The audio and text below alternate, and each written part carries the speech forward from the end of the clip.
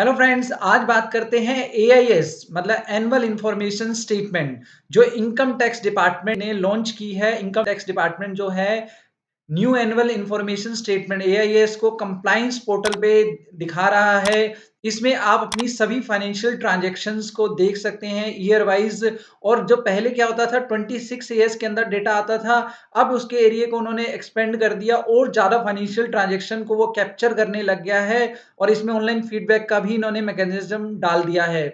अगर आपको अपना एआईएस स्टेटमेंट देखना है तो आपको इनकम टैक्स पे लॉगिन करना होगा। फिर आप सर्विस में जाकर एनुअल इंफॉर्मेशन स्टेटमेंट पे क्लिक करेंगे। वहां पर आप फाइनेंशियल ईयर सेलेक्ट करेंगे और फिर एनुअल इंफॉर्मेशन स्टेटमेंट पर क्लिक करके आप अपने डेटा को देख सकते हैं। सर, इसके अंदर कौन सी इंफॉर्मेशन आएंगी? इसके अंदर बहुत सारी इंफॉर्मेशन कैप्चर हो रही हैं। इसको दो पार्ट में बनाया है इन्होंने। एक तो इसमें जनरल इंफॉर्मेशन आएंगी जिसमें कि आपका PAN, Aadhaar, name, date of birth, incorporation या फॉर्मेशन, कॉन्टैक्ट डिटेल एक्सेट्रा आ जाएगी इसके अंदर फर्स्ट पार्ट ए में। पार्ट बी में TDS, TCS information, special financial transaction जो है उसकी इंफॉर्मेशन डिस्प्ले होगी। पेमेंट ऑफ टैक्सेस जो है उसका दिखाया जाएगा। पेमेंट ऑफ टैक्स इंक्लूड करता है, एडवांस टैक्स भी दिखाएगा, सेल्फ असेसमेंट टैक्स को भी दिखाएगा। डिमांड या कोई आपके ऊपर कोई रिफंड का केस है तो रिफंड के बारे में आपको इंफॉर्मेशन देगा। और साथ में कोई अदर इंफॉर्मेशन जो है वो भी इसमें दिखाई जाएगी। सर, इसके अंदर थोड़ा डिटेल में बताएं किस तरह की इंफॉर्मेशन होंगी। चलिए मैं आपको डिटेल में बताता हूँ। जैसे कि सैलरी रिसीव्ड, अगर आप कंपनी में जॉब करते हैं तो आपको सैलरी मिलती होगी। वो वाली जो सैलरी है वो वाली डिस्प्ले होगी एआईएस में। उसमें कोई टीडीएस कटा है वो भी डिस्प्ले होगा। और इसके अंदर अगर आपको कोई डिविडेंड मिल रहा है किसी इक्विटी शेयर पर या म्यूचुअल फंड्स पर, तो जो वैल्यू है, जो डिविडेंड रिसीव है, वो वैल्यू भी आएगी। साथ में अगर कोई टीडीएस कटा है, इन कंपनियों ने कोई टीडीएस काटा है या म्यूचुअल फंड हाउसेस ने कुछ टीडीएस काटा है, वो भी रिफ्लेक्ट होगा एआईएस में। मतलब वैल्यू भी आएगी, टीडीएस की वैल्यू भी आएगी। अगर आपने कोई रेंट रिसीव किया है या रेंट पे किया है, जैसे कि आप समझ सकते हैं, अगर आप मान लीजिए एचआरए के केस में अपना रेंट रिसिप्ट देते हैं तो मोर देन 1 लाख रुपीज के केस में आप अपने लैंडलॉर्ड का पैन नंबर देते हैं। वो वाला डेटा कैप्चर हो गया वहां पर। तो वहां पर जब आपके एम्प्लॉयर ने डिटेल डाली तो इनकम टैक्स डिपार्टमेंट को जो रेंट पे किया गया उसकी डिटेल भी आ गई, जो रेंट रिसीव जिसने रिसीव किया उसकी डिटेल भी उसके पास आ गई। तो income tax department rent receive, rent paid को भी कैप्चर करके आपके एआईएस में दिखाएगा।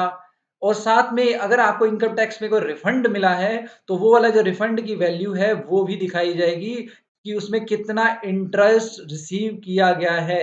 क्योंकि जो इनकम टैक्स का रिफंड होता है वो अदर सोर्स में इनकम में जाता है। और नेक्स्ट पार्ट है cash withdrawal and cash deposits. अगर आपने कोई कैश विड्रॉ किया है, मतलब बैंक से पैसा निकाला है या कुछ जमा कराया है अपने करंट अकाउंट में, वो भी रिफ्लेक्ट होगा एआईएस में। साथ में ही अगर आपने कैश डिपॉजिट या विड्रॉल और किसी में करंट अकाउंट की जगह किसी और बैंक में कराया है, किसी और मोड में कराया है, तो उसमें जो बैंक को मैंडेटरी फाइनेंशियल ट्रांजैक्शन दिखानी होती है, जैसे bank, cooperative bank, post office को, वो भी अपने जो डेटा है उसको इनकम टैक्स को दिखाएगा। इनकम टैक्स फिर आपके एआईएस में दिखा देगा।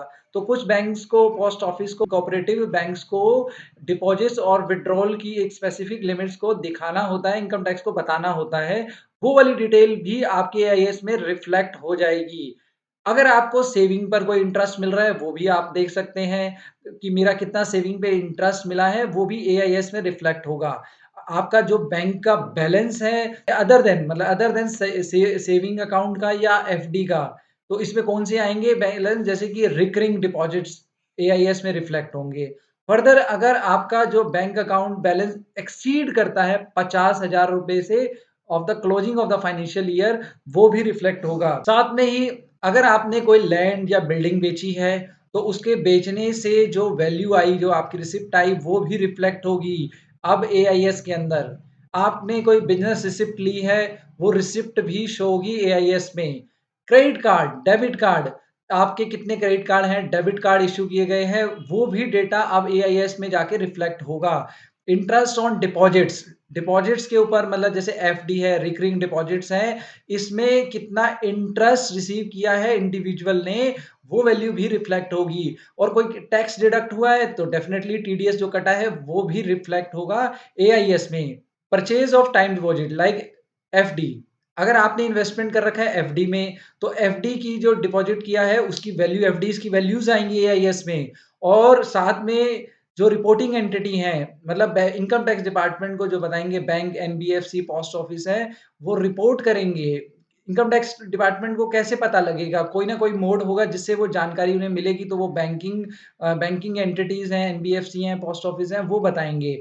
सेल या परचेज किया किसी security of units like share, bonds and mutual fund और capital gain made thereof, अगर इनके सेल परचेज से, मतलब सिक्योरिटी यूनिट ऑफ शेयर और बॉन्ड के सेल परचेज से अगर आपने कोई गेन लिया है, गेन हुआ है आपको, वो वैल्यू भी रिफ्लेक्ट होगी।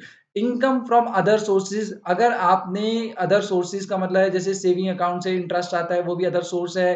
टर्म डिपॉजिट या रिकरिंग डिपॉजिट से कोई इंटरेस्ट रिसीव हो रहा है, वो सब अदर सोर्स में है, वो भी रिफ्लेक्ट होगा आपके एआईएस में। नेक्स्ट है cash payment. Cash payment made for goods and services, purchase of bank draft और पे ऑर्डर्स या bankers cheque, prepaid instrument in cash, bullion and jewellery etcetera will be reflected in AIS. मतलब AIS में ये सब values भी reflect होंगी जो आपने कैश में पेमेंट करके किया है। नेक्स्ट पार्ट है receipt of accumulated balance of PF from employer. अगर आपने जॉब छोड़ दी है या आपका जो पीएफ का जो बैलेंस है आप विड्रॉ करते हैं, तो उस केस में जो पीएफ से आपने विड्रॉ किया है वो वाली वैल्यू भी एआईएस में रिफ्लेक्ट होगी। अगर आपने कोई इंश्योरेंस, लाइफ इंश्योरेंस पॉलिसी ली है, उससे कोई रिसिप्ट आई है, तो वो वाली वैल्यू भी एआईएस में रिफ्लेक्ट होगी। Withdrawal of deposits from national saving scheme. National saving scheme के तहत अगर पोस्ट ऑफिस से स्कीम से आपको कोई पैसा मिला है और आप मतलब विड्रॉ करने से कुछ पैसा मिला है, वो वाली वैल्यू भी एआईएस में रिफ्लेक्ट होगी। Money received from the scheme either prematurely withdrawn और at the time of maturity will also be reflected in AIS. इसका क्या मतलब है? इसका मतलब ये है कि चाहे आपने प्रीमेच्योर विड्रॉ कर लिया है या मैच्योरिटी पे विड्रॉ किया है, किसी भी पॉइंट में आपने अगर विड्रॉ किया है, तो आपका वैल्यू जो है एआईएस में रिफ्लेक्ट होगी। नेक्स्ट है purchase of foreign currency. Foreign currency आपने परचेज की है, लाइक फॉरेन करेंसी में क्या परचेज किया है? Buying of equity share, debt instrument, real estate etcetera, और opening of bank account abroad, और for travel of pilgrimage, medical treatment, education etc will be reflected in AIS। इसका क्या मतलब है कि आपने फॉरेन करेंसी में कोई भी चीज परचेज कर रहे हैं, चाहे वो इक्विटी शेयर हो, डेट इंस्ट्रूमेंट हो, रियल एस्टेट हो, opening of bank account abroad करा रहे हैं, या बाहर ट्रेवल के लिए इंटरनेशनली जा रहे हैं, कोई मेडिकल ट्रीटमेंट करा रहे हैं फॉरेन करेंसी में, और एजुकेशन सेक्टर पे फॉरेन करेंसी का की परचेज हुई है, तो उसे भी एआईएस में रिफ्लेक्ट किया जाएगा। फॉरेन ट्रैवल करते हैं, आपने कोई ओवरसीज टूर या पैकेज ले रखा है, उस पे कोई पेमेंट हो रही है, तो वो भी एआईएस में रिफ्लेक्ट होगी। और नेक्स्ट है परचेज ऑफ इमूवेबल प्रॉपर्टी। अगर आपने कोई इमूवेबल प्रॉपर्टी खरीदी है, जैसे कि हाउस, लैंड, बिल्डिंग, तो ये वाली वैल्यू भी एआईएस में रिफ्लेक्ट होगी। Receipt of transfer of immovable property, अगर कोई इमूवेबल प्रॉपर्टी अगर आप सेल करते हैं, जैसे कि आपने हाउस को सेल कर दिया, तो उसकी वैल्यू भी एआईएस में रिफ्लेक्ट होगी। नेक्स्ट है rent from plant and machinery. अगर आपने कोई प्लांट एंड मशीनरी रेंट पे ली है और उसके ऊपर आपका कोई टीडीएस भी पे हुआ है, तो वो वाली वैल्यू रिफ्लेक्ट होंगी। इसके 2% टीडीएस कटता है, वो वाली वैल्यू भी रिफ्लेक्ट होगी एआईएस के अंदर। मतलब rent from plant and machinery वाला केस भी कवर है एआईएस में। इनकम टैक्स डिपार्टमेंट के पास एक डेटा जब पहुंचता है, जैसे टीडीएस आपके ऊपर कोई टीडीएस कटता है, तो डेटा ऑलरेडी कैप्चर हो गया, वो आपकी एआईएस में आपके पैन के थ्रू रिफ्लेक्ट कर दिया जाएगा। अगर आपका कोई फॉरेन रेमिटेंस की है, तो वो वाली जो रिसिप्ट हुई है फॉरेन रेमिटेंस से, वो वाला रिसिप्ट वाला पार्ट भी आपका एआईएस में रिफ्लेक्ट होगा। मिसलेनियस पेमेंट जैसे कि इंक्लूड करता है payment from contracts, works, purchase of bank draft, pay order, payment to hotel, life insurance, credit card, ये सब वैल्यूज भी जो आप पेमेंट करेंगे, ये भी रिफ्लेक्ट होंगी एआईएस के अंदर।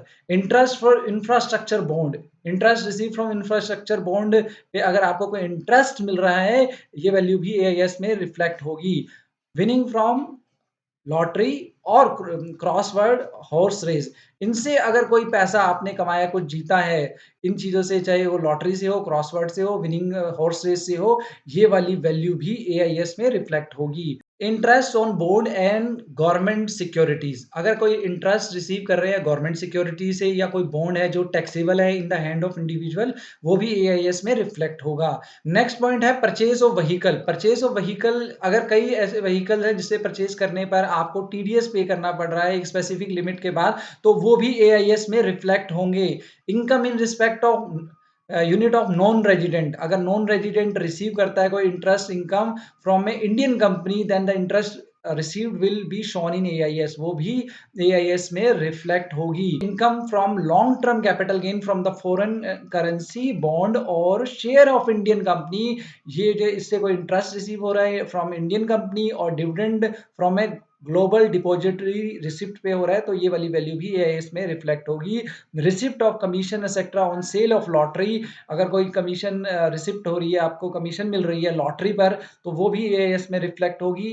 इंश्योरेंस कमीशन भी अगर आपको रिसीव होता है for selling of insurance policy, ये भी एआईएस में रिफ्लेक्ट होगी। तो मैंने आपको एक कंप्रिहेंसिव व्यू दिया है कि कौन कौन सी इंफॉर्मेशन एआईएस में रिफ्लेक्ट की जाएंगी। कुछ और इंफॉर्मेशन भी एआईएस में आ सकती हैं, वो मैंने आपको एक कंप्रिहेंसिव व्यू दिया है। जो मेजर इंपॉर्टेंट इंफॉर्मेशन है वो एआईएस में रिफ्लेक्ट होंगी। अगर मेरा ये अटेम्प्ट आपको अच्छा लगा, ये वीडियो अच्छी लगी, कुछ आपको इससे बेनिफिट हो रहा है, तो प्लीज इस वीडियो को लाइक कीजिएगा, शेयर कीजिएगा और इसे सब्सक्राइब कीजिएगा। Thanks for watching this video.